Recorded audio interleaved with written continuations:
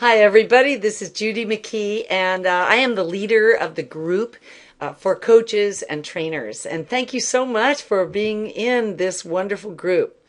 Now, I'm going to do something today called a networking program, just something very short and quick for you, because I noticed that a lot of people use the group for promoting themselves and for trying to get more business. So I thought I'll just give you some good ideas today. I have been in this business of networking for about 30, 40 years. Of course, we use more LinkedIn now than ever, or constant contact emails more than ever. But just the same, personal networking is probably the greatest thing you could ever do, creating the most results and creating those results faster. So what a delight. I am with you right now, and it's going to be wonderful fun. All right, so here's the next one is networking is good for everybody. By the way, if you hear loud noises, it's because they're fixing my roof. All right, those are the 3 books that I wrote, none of them about networking, but I really believe in it. So here are some good ideas.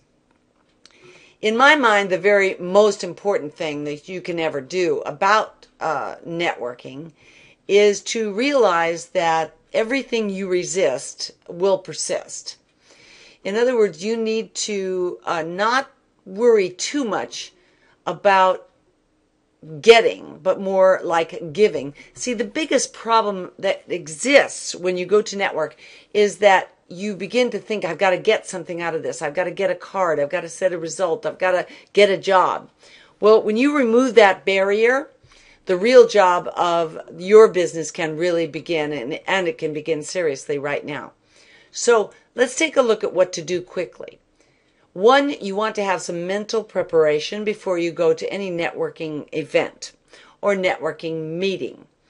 That would even include Facebook or other places like that. So, but mainly I'm talking about personal networking, associations, business groups, National Speakers Association, PACE organization, SOCAP, the DMA, wherever you go. Prepare mentally first. Visualize the perfect meeting. Do not do it alone. In other words, it's always better to have a friend with you. It's hard to be networking all by yourself. What should you say? What should you say to yourself? Well, always affirm that you are never separated from the good that's coming to you. Because if you go in with the thought that, oh my gosh, I've got to get something in order to be okay with myself, people will feel that vibration and they won't do business with you. Mainly because you seem desperate or hungry. And there are a few high Ds who would give you a gig, but basically you want to do the right thing all the time and with the best results that you can possibly get. So set up a time after you go to any networking meeting where you will phone each person that you contact in person. You would telephone them. You will actually use the telephone. I know I make a joke. No one uses their phones anymore except to leave messages. But that's not true. People give you their cell numbers now. Now, another thing you can do is give a sample. Give somebody a sample. Or invite a guest to your office or to visualize what you have in your location. That always is a good idea.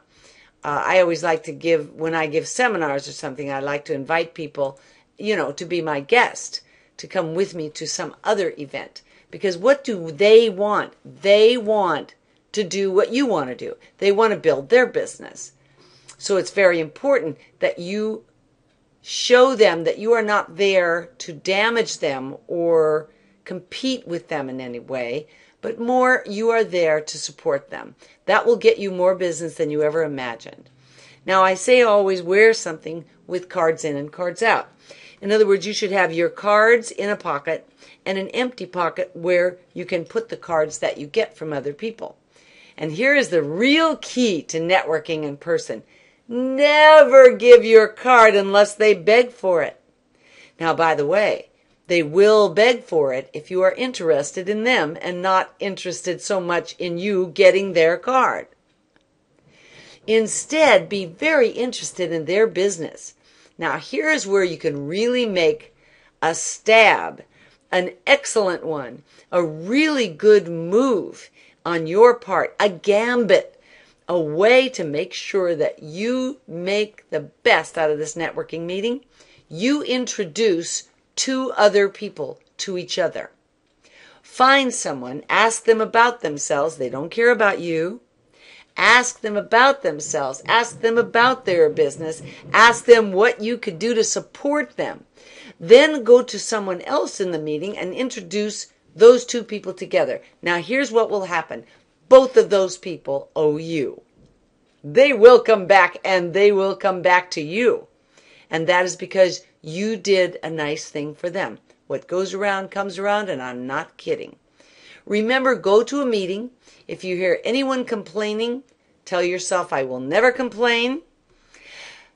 I don't have to explain anything either. People, remember, are not interested in you until you show an interest in them. So never explain who you are unless they ask.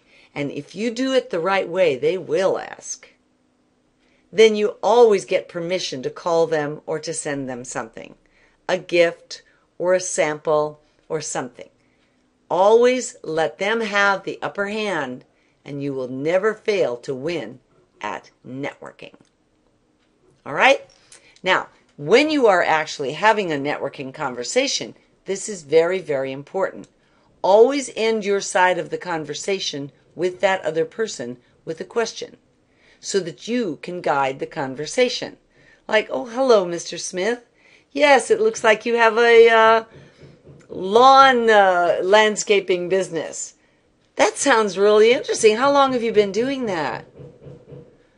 Oh, Mr. So-and-so, you're in the real estate business. You know what? I've bought and sold a lot of houses myself. How long have you been in real estate?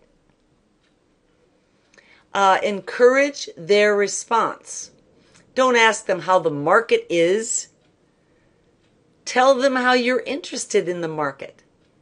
And then ask them a different question. For instance, you could say, oh, I see you're in the real estate business.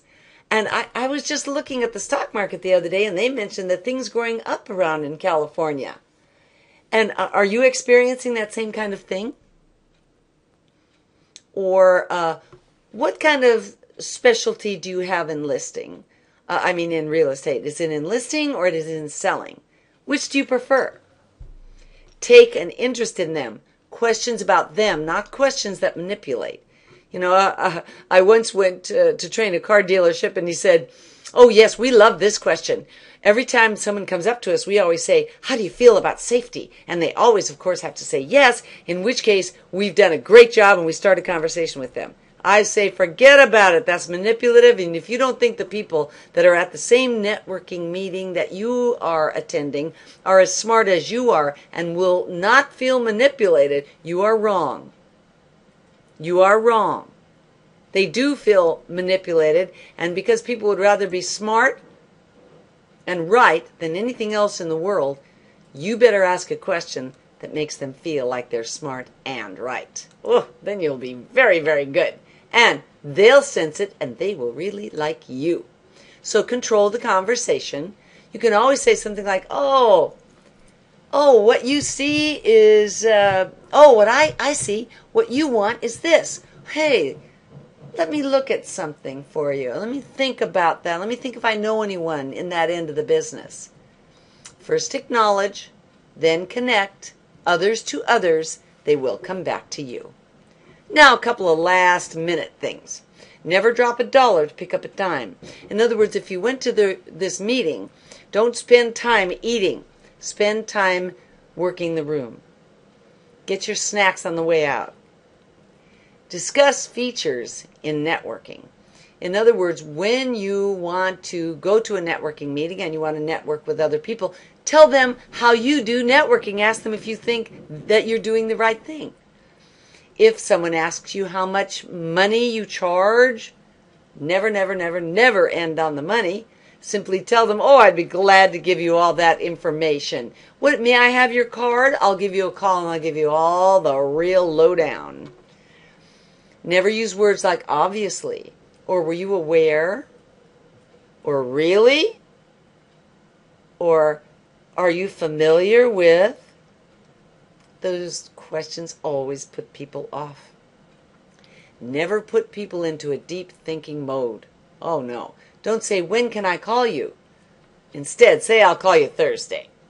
All right, well, that's a few very, very good tips. If you put those into action at the next meeting, you'll probably get someone interested in you. All right, bye, all you trainers and coaches. Go for it.